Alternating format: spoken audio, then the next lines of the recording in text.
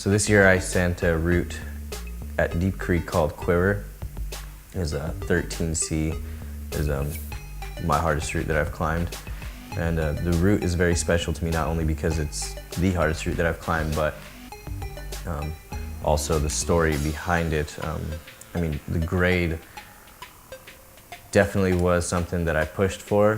You know, I was chasing to climb a route of that difficulty, but in the end, the route is special to me, not just because of the grade, but because of the experiences it brought before. And so 2 years ago was the first time I came into the creek, 2.5 years ago, and I was just a small, very weak climber, barely knew how to lead climb. Came in there with a couple friends. They just invited me over there. They're like, hey, let's go to Deep Creek. It's probably the hardest place in Spokane to climb, hardest sport climbing. I'm like, okay, we'll give it a go. Came down there, and Quiver was the first route that I saw. You kind of walk in to the main wall, and it's there. You can see it's probably the more aesthetic line on the wall. And as I was walking past, I was reading the guidebook, and read Quiver 13C. I'm like, oh, that's probably never gonna happen. Probably never gonna climb that hard in my life. But I was, still motivated to continue climbing because I liked it a lot. As I walked into the creek that day, I think that day there was more people at the creek than I've ever seen before. It was like almost shoulder to shoulder in the sand. Like everyone's like having fun, laughing, and I was walking up and I'm like, man, I'm like the weakest person here. I need to find someone who climbs at my level. And I was looking around and I saw Billy, who's now my good friend, but I didn't know him at the time. And I was like, oh man, he's probably not a very strong climber, because you look at Billy and he's like, just this soft, like not very strong looking climber. He's like, just like looks like an average person, like doesn't spend any time training or anything. And so I'm like, oh, I'm gonna talk to him, a little bit later about beta on like the 11A that I'm gonna try or something like that. A couple hours pass, I try the route, I fail, couldn't do it, kind of gave up for the day. We're all hanging out with the friends on top of this rock. You kind of sit back and see everybody from, and then just hear everybody start screaming Billy's name.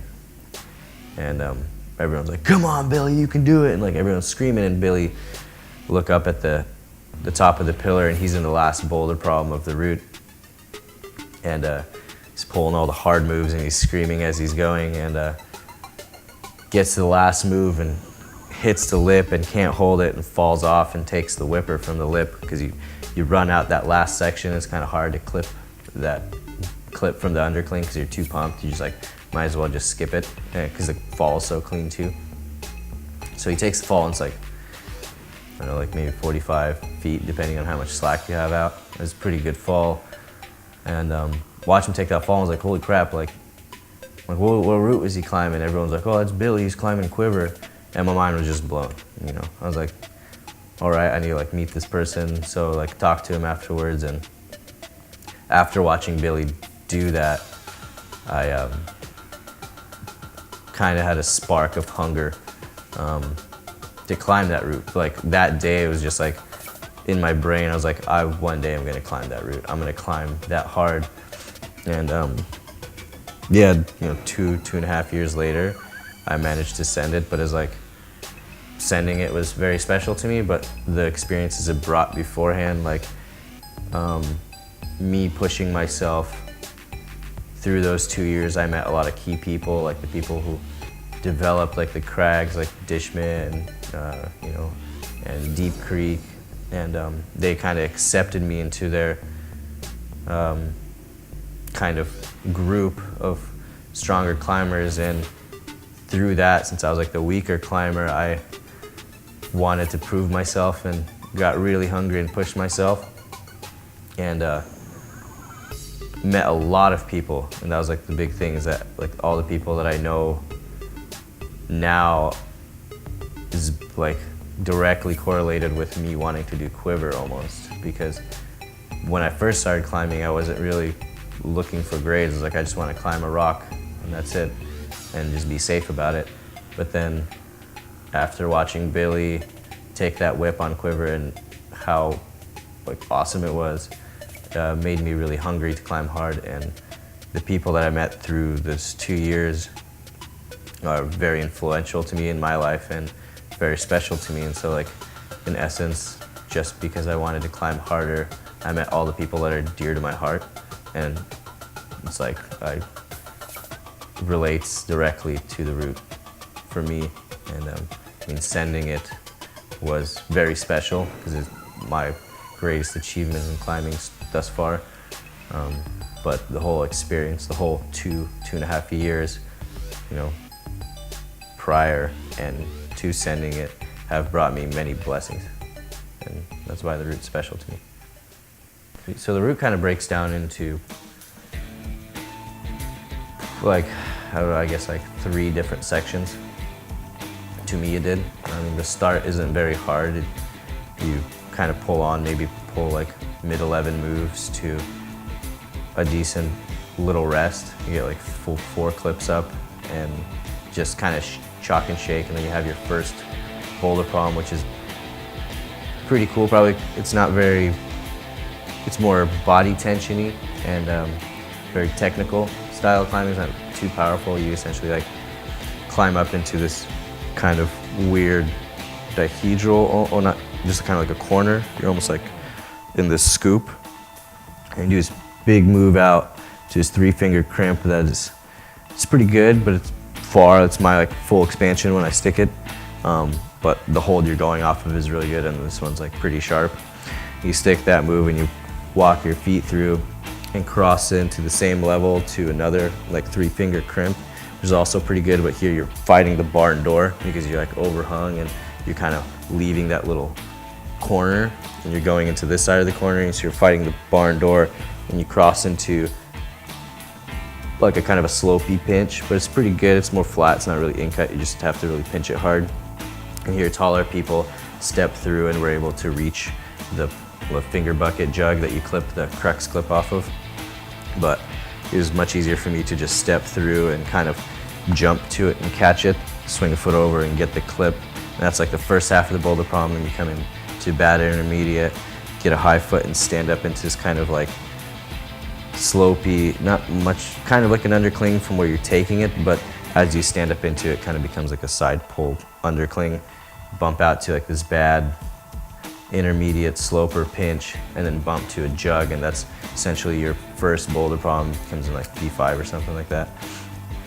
Do a couple not so bad, maybe like 11A moves into the big rest, and you chill there for as long as you can until you recover. And then this is the second part of the route, which is not really a crux, but it's something that pumps you out before the top boulder problem. You kind of just have like a series of like your V3, V4 moves. Just kind of some powerful ones, some really small ones on like some bad holds, and you just kind of get pumped. That's like 4 or 5 clips of that, or 4 clips of that.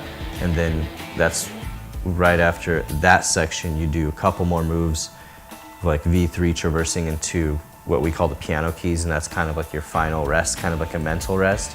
Because they're like, the left hand's like pretty good and you can rest really good, the right hand's not as good, so you just kind of like do kind of like a token shake and kind of calm your heart down, not as much get the pump away. I mean, I think you can recover if you're strong enough, but it's more of like a mental break. You get there, you take a couple shakes, and this is where people get stuck a lot, because you just did like 70 feet of climbing, and now you have the last 15 feet, and it's the powerful boulder problem. And so you leave the piano keys, you go in the first crux hold, which is this mono pocket, and you get it, and it's pretty good for me. I can get it like pretty deep, and it's a pretty positive hold, and you crank up off of that, and I use this intermediate kind of like conglomerate crimp pinch. You hit that, and like this is, so you're climbing like an overhung wall already, and you're going into a scoop, so it's kind of awkward, so you're like standing in an awkward position. Like at this point, like your feet are good, but your holds and like everything's like out here. So you take this intermediate crimp, step up a high foot and you go into this undercling, and you stand up high into undercling and you take the male slot, which is a pretty good pinch. And you take that pinch and readjust your body, and this move was probably the hardest move on the route to me because it's very accurate. And you take those two holds and you're holding the undercling and you're holding the male slot pinch, and you get a really high foot. There's a couple of feet in that section, but I had to use a really high one because when I was pumped, the low one was too extended and I would cut feet and then I would just fall. So I'd have to like bring up a really high foot and do this big dead point to 2-finger pocket, and you stick that hold, and it's a good pocket, but it's kind of small and you miss it quite a lot. And so you shoot into that thing and you stick it and you're like fully extended like this, step through your feet and then cross into like a funnel looking hold. It's like a gas pocket. You catch that, and then this is like the make it or break it moment of the route because you're so pumped, and the move is not very hard because you're on really good 2-finger pocket and pretty much like a jug funnel hold, like the gas pocket, but it's kind of in a weird way sloping. It's kind of slippery. That's the only hold that kind of stays damp for some reason. It like just catches all the wet air or something. It just always feels really slippery, but it's a good hold. And this is where everyone kind of falls and spends a lot of time falling, is you get those two holds and you're just pumped out of your mind, and you have like one final reach to the jug on the lip and you hit that and you think it's over, but it's still like you come in to the sloper next to it and then you jump out. Well, you can do a number of things like step up your feet and reach the jug. So I found it easier to like come into the sloper fast and jump straight for the jug, and then cool part, you grab it and you mantle, and it's literally like after you mantle and get stood up, that's when it's over. It's not over like you hit a hold and you're like, oh, I can clip. It's like you got to mantle the route. And so like that last 15 feet packs a big punch, like especially if you're pumped, you're just like, oh my gosh, I'm like not gonna be able to do these moves. And that's what made it more difficult for me, is it's more of an endurance route, and the powerful boulder palm was at the top.